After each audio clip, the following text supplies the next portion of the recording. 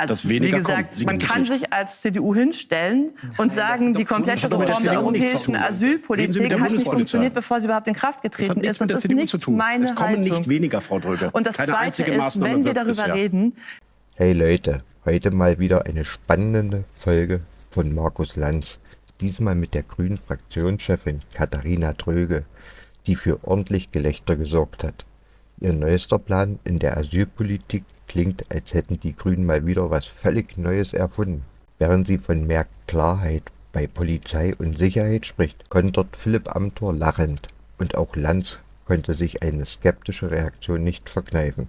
Diese Vorstellung, die Grünen würden jetzt plötzlich für Law and Order stehen, wirklich?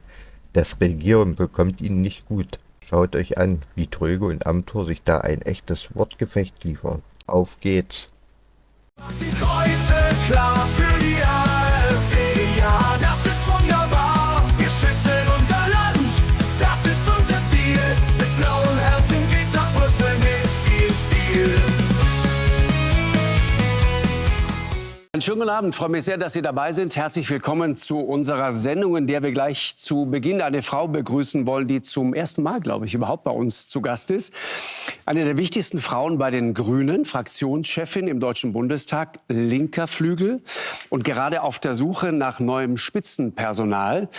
Und eine Frau, die in ihrer Funktion als grüne Spitzenkraft gerade ihre ganz persönliche Zeitenwende erlebt.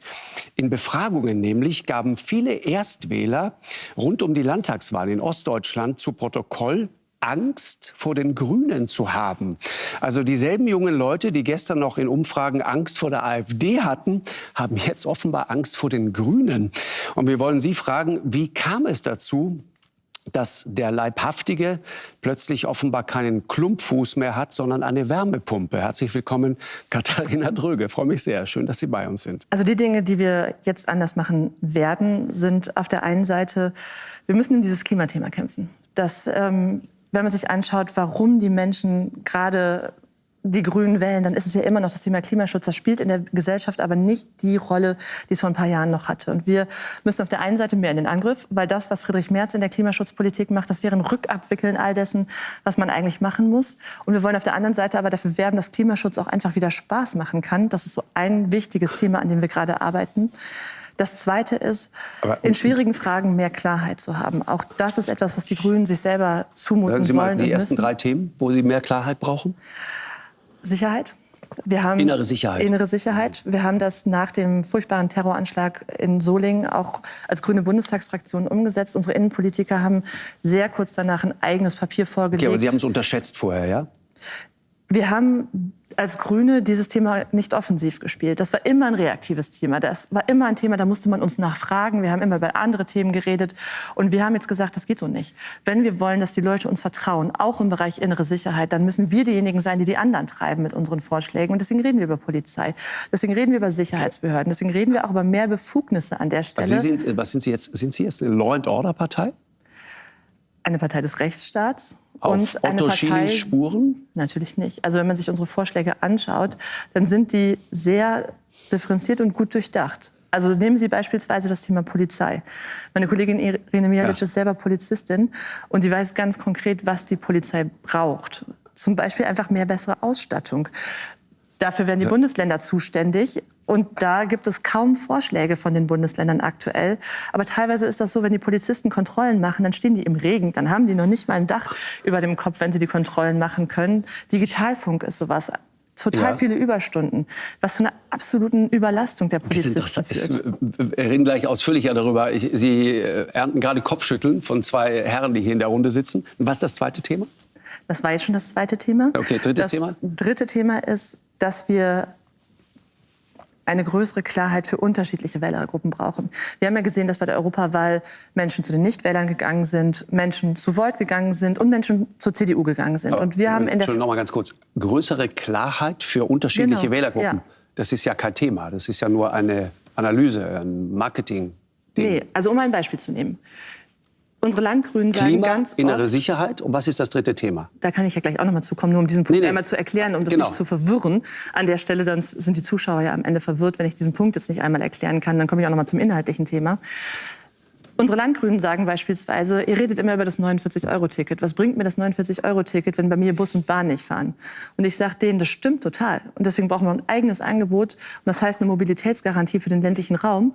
Und trotzdem ist für die Menschen, wo Bus und Bahn fahren, das 49-Euro-Ticket total wichtig. Und deswegen können wir uns auch darüber freuen und stolz darauf sein. Wir haben immer versucht, so eine politische Maßnahme zu haben, die alles erfüllen soll. Okay. Die gibt es aber nicht. Und deswegen unterschiedliche Gruppen brauchen unterschiedliche Antworten und eine Partei sollte nicht versuchen, mit einer Antwort alles totzuschlagen. Das ist das, was ich damit sagen wollte. Und das dritte Thema, weil Sie ja noch mal nach Themen gefragt haben, auch in der Asylpolitik brauchen wir mehr Klarheit. Das war auch ein Thema. Migration. Migration, absolut. Das war auch ein Thema, wo wir Wird langsam eng, uns Herr nicht... Amthor. Alle Themen langsam abgeräumt hier. Ich sammle gerade schon. Ja, ja. Auch ein paar Minuten. Aber Sie können ja gleich ich bin schon gespannt. Ja. Genau. Sie können eigentlich auch. Wir sehen uns nach der Sendung dann. Ja. Ich höre gerne zu, das ist interessant. Sehr gut. Männer, die zuhören können. Ist immer, Großartig. ja, Gentleman, ja. Voll. Das läuft schon. Also nochmal zur Migration zurück. Ja. Auch das war ja ein Thema, wo wir uns wirklich nicht leicht mitgetan haben in dieser Regierungsbeteiligung und auch manchmal sehr defensiv darauf reagiert haben und ein bisschen sprachlos waren. Und auch da haben wir gesagt, auch zu 6 nochmal, wir brauchen diese Klarheit. Und die heißt auf der einen Seite, wir sind die Partei, die das Recht auf Asyl verteidigt. Aber wir haben auf der anderen Seite überhaupt kein Verständnis für Gefährder, Terroristen, Vergewaltiger. Und die müssen auch dieses Land verlassen. Und entlang dieser Werte entscheiden wir alle Fragen in der Asylpolitik. Und dann kann man damit auch offensiver aus meiner Sicht umgehen mit dem Thema. Okay, also wollen wir mal zusammenfassen, Herr Brücker? Also die Grünen, die neue Law-and-Order-Partei mit sehr viel Verständnis für den ländlichen Raum und null Verständnis für islamistische Gefährder. Habe ich das richtig Das mit dem zusammengefasst? Law and Order, das habe ich ja gerade eigentlich ein bisschen anders gesehen. Doch. Ja, aber ich finde, er hat es gerade gut zusammengefasst. Die Frage ist nur, ist es glaubwürdig? Gab es schon mal Spurenelemente des politischen Verfahrens in den vergangenen Monaten und Jahren, die darauf Könnte hindeuteten? homöopathische Dosen von Law and Order enthalten, Und ich meinen finde es Sie? erstaunlich, wenn Frau Dröge die Polizei nennt. Und Frau Michalic hat ja wirklich Ahnung und Kompetenz, das stimmt. Richtig. Und trotzdem ist ein Grundproblem bei den Grünen, dass Probleme, die da sind, nicht an der Wurzel behandelt werden, sondern erstmal mit mehr Geld. Es ist wie bei der Flüchtlingskrise. Da haben die Grünen seit Jahren gesagt, die armen Kommunen, wir müssen dringend denen mehr Geld geben. Jetzt geht es bei der Polizei um die Ausstattung. Die Polizei braucht nicht nur Digitalfunk, die braucht mehr Kompetenzen, die braucht mehr Schutz, die braucht übrigens auch öffentliche Solidarität. Und gerade die Grünen waren es ja, die gesagt haben, wir brauchen die Kameras und die Nummern bei der Polizei, damit sie identifiziert werden können, damit die Demonstranten sehen können, wenn ein Polizist über die Stränge schlägt. Nicht, damit der Polizist mit der Kamera die Demonstranten filmen darf. Also der Rückhalt für die deutsche Polizei, den gab es von vielen politischen Parteien. Von den Grünen habe ich den sehr selten wahrgenommen in den letzten Jahren. Da gibt es unzählige Debatten. Dann geht an die Ermittlungsbefugnisse ran, geht an die Vorratsdatenspeicherung ran, geht an die Demonstranten ran, die gerade in Berlin wieder auf die Polizei zugegangen sind, wo ich die grünen Tweets alle sofort lesen kann, ob die da nicht überreagiert haben, die Polizisten. Also ich höre das sehr gerne, allein mir fehlt der Glaube. Herr Amthor, Also man muss natürlich schon sehen, das ist ja interessant, wenn man ja jetzt von den Grünen hört, was sich da alles ändern soll. Wenn man regiert, ist es ja aber so, dass man nachprüfen kann, wo diese Ergebnisse sind und was man so gemacht hat die letzten 3 Jahre. Da muss man nochmal ins Bundesgesetzblatt schauen. Da findet man zum Bundespolizeigesetz nichts. Das wird von den Grünen blockiert seit Monaten. Das Einzige, was sie gebracht haben, ist diese Kennzeichnungspflicht für Polizisten. Die haben diesen verfassungswidrigen Polizeibeauftragten eingeführt, der ein Misstrauensbeauftragter für die Polizei ist. Sie haben in der Migrationspolitik, selbst nach Solingen, große Ankündigung, das Sicherheitspaket. Es wird Woche um Woche vertagt. Wenn wir als Union das nicht jede Woche zum Thema machen würden, würden wir darüber gar nicht diskutieren. Und deswegen muss man sehen, sie versuchen jetzt irgendwie sich die Lage schön zu reden. Aber die Wahrheit ist, bei den Grünen ist natürlich jetzt mächtig viel durcheinander. Sie haben die letzten Wahlen alle krachend verloren. Ihre Parteivorsitzenden sind zurückgetreten. Ihr Vorstand der Jugendorganisation ist sogar aus der Partei ausgetreten. Ich meine, wir vermissen die jetzt auch nicht. Aber zur Wahrheit gehört, bei ihnen ist ziemlich viel durcheinander. Sie versuchen dann jetzt auch noch einen Kurswechsel. Und ich kann nur sagen, das ist nicht glaubwürdig. Und wenn man diesen gesamten Eindruck hat von den Grünen, kann ich nur sagen, regieren bekommt ihn nicht gut. Erholen in der Opposition wäre vielleicht eine ordentliche Maßnahme. Herr Amthor, ganz kurz, wo sind Sie jetzt? Sind Sie bei Merz nicht mit den Grünen, nicht mit diesen Grünen oder nicht mit diesen Grünen? Wo sind Sie? Ich bin jetzt erstmal kurz bei den Grünen, würde die Sendung aber nur, um das mal zu sagen, eher nutzen wollen, um über die CDU-Inhalte und nicht über diese ganzen Koalitionsfragen Ja, aber zu das reden. ist ja... Zur Wahrheit, ja, dass wir über die eigenen ja, Inhalte das ist sprechen. können wir Ich habe Ihnen ja gerne eine machen. Frage gestellt, Herr Amthor. Ja, Sie haben jetzt die Frage gestellt nach Koalitionen. So, da muss ich Ihnen sagen, Schwarz-Grün, Schwarz-Rot, beide Optionen lösen wenig Freude aus. Ich finde, die Ampelparteien, und zwar alle drei, regieren im Moment schlecht und wir arbeiten nicht dafür, mit irgendwem von denen Das ist der Werbeblock, aber jetzt ganz kurz. Das ist auch der Inhalt. Aber wenn Sie sich jetzt so richtig quälen müssten, wo würden Sie eher hingehen? Würden Sie sagen, oh, okay, komm, dann zur Not halt in drei Teufelsnamen? Nee, ich glaube, das geht nicht nach Parteinamen, sondern wenn nach Inhalten. Aber Und Sie haben da- doch gerade gehört, was hier im Angebot ist. Ja, das ist schön, dass man jetzt versucht, sich der CDU anzudienen. Und ich finde das ja ganz toll, dass wir dann jetzt in Interviews sehen, wenn die Grünen uns erzählen, man würde gern mit der CDU regieren. Der Eintrittsweg dafür sind CDU-Inhalte. Und eins ist klar, was nicht geht. Wir werden es nicht zulassen, dass dieser Eindruck sich verfestigt. Man wählt die CDU und bekommt dann grüne Inhalte. Das wird mit uns nicht passieren. Wir werben dafür, dass es in diesem Land einen Politikwechsel geben muss. Deswegen ist Friedrich Merz Kanzlerkandidat geworden, damit wir wirklich substanziell was in diesem Land ändern, damit sich Leistung wieder lohnt, wir Wirtschafts- und Steuerpolitik verändern, dieses Bürgergeld abschaffen, Migration wieder in Ordnung bringen. Also wir als Grüne haben die Haltung, dass man nach der Bundestagswahl mit jeder demokratischen Partei reden können muss. Okay, also Sie das wollen. Aber es hängt von Inhalten Natürlich. ab. Und das, was Friedrich Merz gerade tut, nur um das einmal zu sagen, das ist etwas völlig anderes als das, wofür Grüne aktuell stehen. Weil was er vorschlägt, ist am Ende ein Vorschlag, der das europäische Asylsystem zerstört. Er macht keine Vorschläge, die aktuell funktionieren, sondern er sagt, wir schließen die Grenzen, wir nehmen keine Menschen aus Syrien und Afghanistan mehr auf. Das wäre ein Verstoß gegen unser Grundgesetz, gegen europäisches Recht, gegen Völkerrecht. Er interessiert sich im Kern gerade überhaupt nicht dafür, funktionierende Vorschläge zu machen. All das hat er vorgeschlagen. Alles wurde geprüft. Nichts davon funktioniert. Die Vorschläge machen, die funktionieren, sind Ministerpräsidenten aus den Ländern.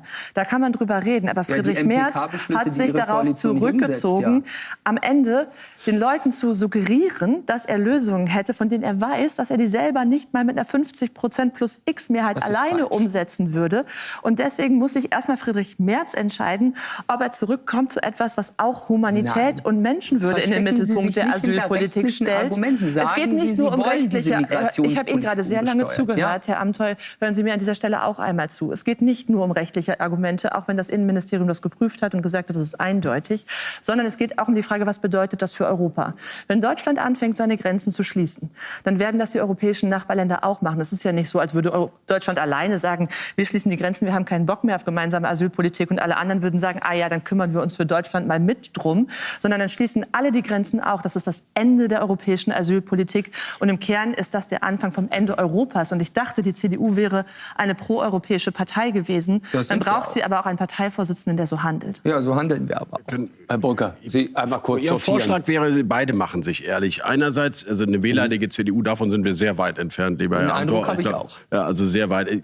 Wir machen uns einfach ehrlich und sagen, die CDU hat gerade auch im Frühjahr, Sommer 2021 wirklich unterlassene Hilfeleistung für die Stärkung und Modernisierung dieses Standorts gemacht. In den letzten Jahren der Großen Koalition ein Desaster und es gab die Warnungen alle. Das heißt, da wäre ich als CDU-Politiker wäre ich auf jeden Fall schon mal etwas demütiger. Genauso würde ich aber als Grünen-Politikerin nicht sofort, nur weil Vorschläge schwierig und komplex in der Asylfrage sind, immer gleich mit diesem Hammerschwert kommen, das ist gegen die europäische Solidarität. Das Dublin-System funktioniert nicht, da sind wir uns ja alle einig. Es gibt's nicht, es gibt's de facto nur noch auf dem Blatt Papier. Es geht am Ende nur über Grenzkontrollen und es geht um die Frage, über die Sie sich immer drücken, liebe Frau Dröge, bei den Grünen, nämlich wollen Sie hier im Land Kommunen stärken, Polizei stärken, alles in Ordnung, oder wollen Sie tatsächlich auch, dass weniger Menschen reinkommen, damit der Druck im Land sinkt? Wenn Sie das wollen, Moment, eine Sekunde, Frau Dröge, wenn Sie das wollen, dass weniger kommen, dann müssen Sie eine Idee finden, wie das geht. Die Stärkung der Außengrenzung hat nicht funktioniert. Herr Merz hat einen Vorschlag gemacht, den auch Juristen durchaus für machbar halten. Schwierig ist es, aber machbar. Sie müssen eine Lösung für das Problem haben, dass zu viele kommen. Das geht nur über die Grenzen. Wenn es über die Binnengrenzen nicht geht, dann wird es einen Kaskadeneffekt nach außen geben müssen. Also insofern, beide könnten sich mal ehrlich machen. Die CDU, die dramatische Fehler bei der Modernisierung des Landes gemacht hat, und die Grünen, die bei der Migration eben noch keine Wende in ihren Köpfen haben. Sie wollen die Wende ja gar nicht. Sie wollen den Satz gar nicht sagen, es müssen weniger Leute kommen. Das sagen Sie ja nicht, bis heute nicht. Und Sie wollen die sicheren Herkunftsstaaten nicht. Da hat Herr Amthor auch Ganz recht. kurz, würden Das Sie heißt, den das Satz ist ein sagen, Problem. weil wir erleben ja heute sehr viele neue Dinge. Würden Sie den Satz sagen? Ich habe eine ganz klare Antwort drauf. Ja. Das, was wir Grünen geschafft haben mit der Reform des europäischen Asylsystems. Nein, das kommt 2027. Moment, ich muss den Satz auch zu Ende sprechen dürfen, damit es auch eine Antwort ist.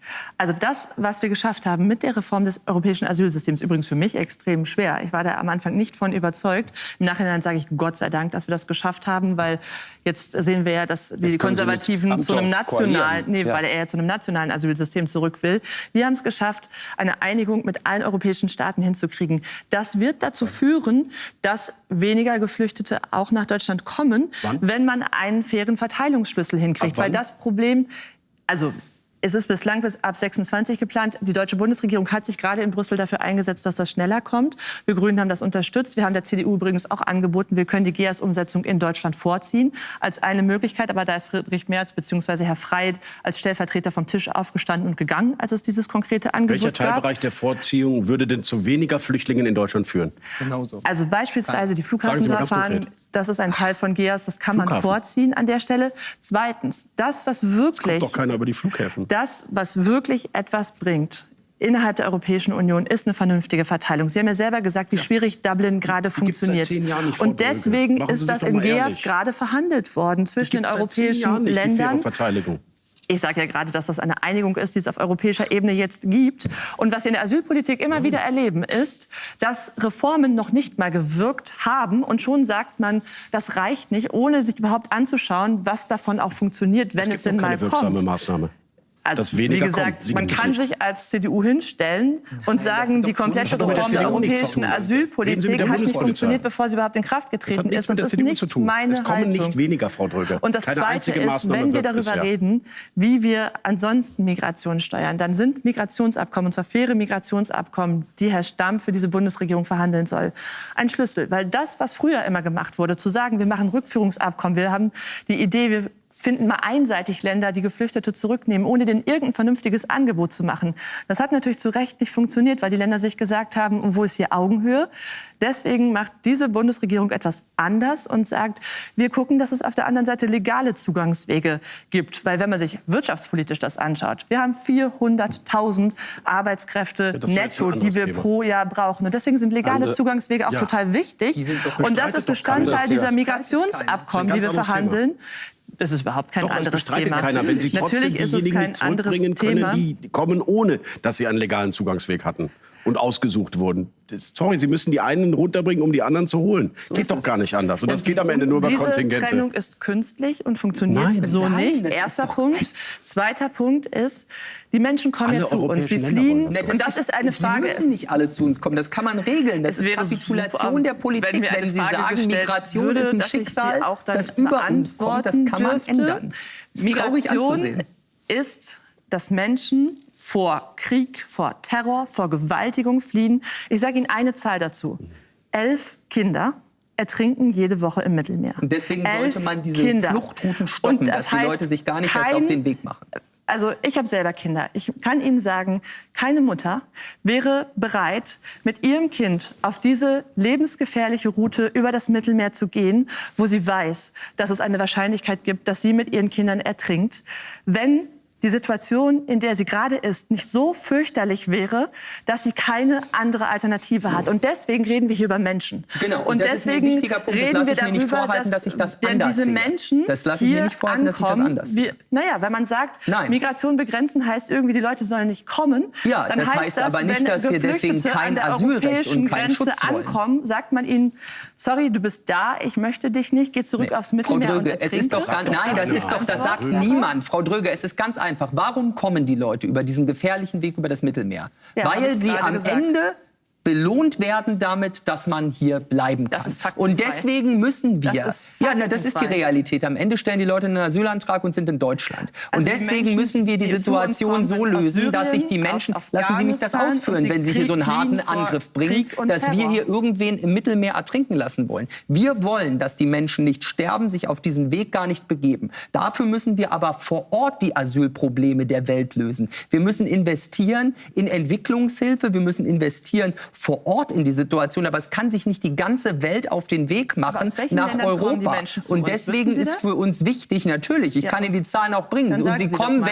ich will Ihnen eins sagen, woher kommen die sagen Leute, Sie die in das doch mal. Deutschland einen Asylantrag stellen? Aus Syrien Aus oder sicheren Afghanistan? Herkunftsländern. Die Leute Das ist fallen nicht falsch. vom Himmel, die kommen doch über sichere Drittstaaten. Deutschland ist umgeben von sicheren Drittstaaten. Europäische Nachbarstaaten. Von europäischen Nachbarstaaten. Und die Regeln der Europäischen Union sehen vor, dass das Erstaufnahmeland dort ein Verfahren durchführt. praktisch, dass Und hier Deutschland keine ist Außengrenzen europäisch dieses hat. System funktioniert aber nicht. Und Genau, deswegen können wir es nicht lösen, indem wir alle nach Europa kommen lassen über diesen gefährlichen Weg, sondern wir müssen dafür sorgen, dass es geordnete Verhältnisse gibt, auch in Afrika, auch in der Situation in den Sie verschiedenen negieren, dass die Menschen Regionen, überwiegend aus in den Syrien und Herkunftsländern, Afghanistan zu uns Syrien, kommen. Afghanistan. Aber für uns muss doch klar sein, wir können nicht alle Probleme der ganzen Welt nur in den Grenzen der Bundesrepublik Deutschland lösen. tun Und wir das auch muss nicht. für uns geändert werden. Ich tun wir würde sehr gerne Maja Zaubitzer gleich in die Runde holen.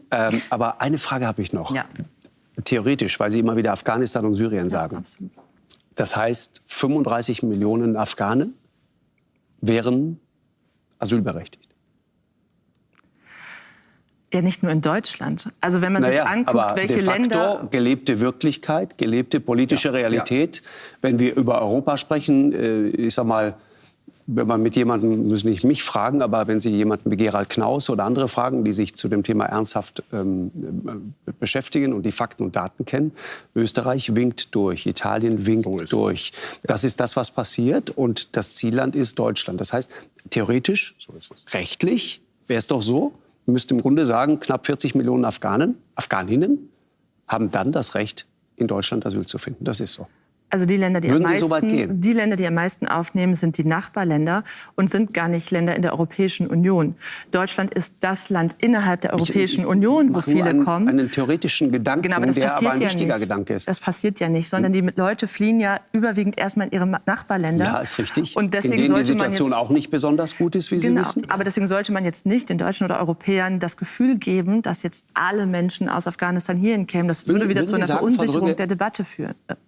Okay, aber was führt zu Verunsicherung der Debatte? Die Tatsache, dass wir nur darüber reden, oder dass es tatsächlich harte Fakten gibt, die sagen, dass 350.000 Leute allein im vergangenen Jahr gekommen sind? 3-mal Gütersloh, um es mal klar zu sagen. Also wenn wir darüber reden, wie wir mit unseren europäischen Nachbarn umgehen. Das war jetzt die Frage, ob Österreich und andere Länder durchleiten. Dann geht es um die Frage, wie kriegen wir eine vernünftige Solidarität in der Europäischen Winken alle Union ab. hin. Die Polen winken ab, die Österreicher winken ab, die Italiener nehmen seit langer Zeit niemanden zurück. Und das bleibt auch dabei. Genau. Können wir uns auf den Kopf stellen. Also das, was wir verabredet haben mit der Reform des europäischen Asylsystems, ist ein Verteilungsschlüssel, wo unterschiedliche europäische Länder dann auch solidarisch aufnehmen. Wir Grünen haben dafür geworben, dass das noch weitergeht. Das waren die konservativen Parteien Europas, Hat das die eine das nicht Grenze wollten. für Sie, Frau Drügge? Gibt es Das irgendwo eine Zweite Grenze? ist, Gibt es um nur eine Grenze der Belastung, wo Sie sagen, okay, bis zu dem Punkt, aber danach können wir nicht mehr. Kita-Plätze, Wohnungen und Integration ist, das wissen Sie viel besser als ich, sehr viel mehr als ein Bett und ein Dach über dem Kopf. Integration, Teil einer Gesellschaft zu werden, ist eine gigantische Anstrengung. Nicht nur für die, die kommen, sondern auch für die, die dort sind. Das muss in beide Seiten funktionieren. Es ist keine Einbahnstraße. Absolut. Ich Das habe muss, selber das muss, Kommunalpolitik gemacht. So. Und ich hatte sie alle sitzen. Die grünen Bürgermeister, die grünen Landräte, die alle sagen, tut mir leid, Parteibuch, egal, wir können nicht mehr. Und über die kam übrigens die Asyldebatte, über Genau. die grünen Landräte, gar nicht über Märzanträge im Die Bundestag. sind ja zu unserer Nein, aber die waren sehr früh da und die haben auch Probleme. Und das sind auch andere Eltern mit anderen Kindern übrigens, die das auch alles nicht wollen, was da im Mittelmeer passiert und trotzdem sehen, dass in ihrer Kita kein Platz mehr ist, die Lehrer überfordert sind, die Burnout-Raten steigen, weil die Lehrer und die Erzieher es nicht mehr leisten können. Weil Aber ein darüber System wird an leider nicht Grenzen geredet, kommt, ja. weil wir warten auf einen internationalen Verteilungsmechanismus der Solidarität in Europa, über den wir seit 10 Jahren diskutieren. Er kommt ja nicht. Ist doch beschlossen. Wir müssen leider neue Wege finden, Frau Dröge. Sorry, ist es hat doch bisher nicht beschlossen. funktioniert. Okay. Und jetzt funktioniert es plötzlich? Also er ist beschlossen, erstens. Zweitens, natürlich ist die Situation für die Kommunen herausfordernd. Ich habe ja auch gesagt, ich habe selber Kommunalpolitik gemacht. Ich habe auch mit den Bürgermeisterinnen gesprochen. Das Gute ist, die Mehrheit der Kommunen in Deutschland sagt weiterhin, die Lage ist angespannt, aber noch gerade machbar. Da gibt es eine Studie der Universität Hohenheim, die macht eine Befragung unter den Kommunen und die haben so geantwortet. Trotzdem gibt es genug Kommunen, die sagen, das ist jetzt extrem schwierig. Deswegen ist es ja so wichtig, sowohl bei der Infrastruktur als auch bei der finanziellen Unterstützung für Kommunen zu helfen, weil Integration muss ja gelingen. Aber wenn man sich das Thema Geld schüttet doch kein Lehrer. Wenn man das Personal sich anschaut, dann kommen wir wieder zum Thema Fachkräftemangel. In Köln hat jede zweite Kita mittlerweile ein Betreuungsproblem, ein Erzieherinnenproblem und kann deswegen die Betreuung kaum noch aufrecht. Der Schlüssel ist enorm. 25 liegt Kinder in der nicht- Schule können Sie doch nicht mehr beschulen. Das liegt am weiß doch jede Mutter und jeder Vater. So, das Problem in Deutschland, alle Ökonomen sind sich einig, dass wir ein erhebliches Problem an Fachkräftemangel ist haben ja und alles richtig. Arbeitskräftemangel Ja, das haben. bestreitet ja auch Und keiner. was wir in Deutschland machen, doch ist zum verstärkt. Beispiel denen, die zu uns fliehen, zu verbieten zu arbeiten. Da hat das diese ist doch Koalition falsch. dran gearbeitet und hat eine Reihe an Arbeitsverboten aber zum Glück ich würd- abgeschafft. würd- Und da würden wir gerne auch noch Die weitergehen. Realität ist aber, weil Frau es macht Dürge, die überhaupt arbeiten keinen ist Sinn. trotzdem Amthor. Großteil im sozialen Sicherungssystem. Das wissen Sie auch. Das stimmt auch nicht. Von den Menschen, die 2018 zu uns gekommen sind, arbeiten von den männlichen Geflüchteten 86%. Das Problem sind die Frauen, weil die Betreuungsinfrastruktur noch nicht so ist, dass sie arbeiten können. spricht alles nur für die These, dass da ein arbeiten. System an Überfordert, weil zu viele Grenzen kommt. Migranten kommen.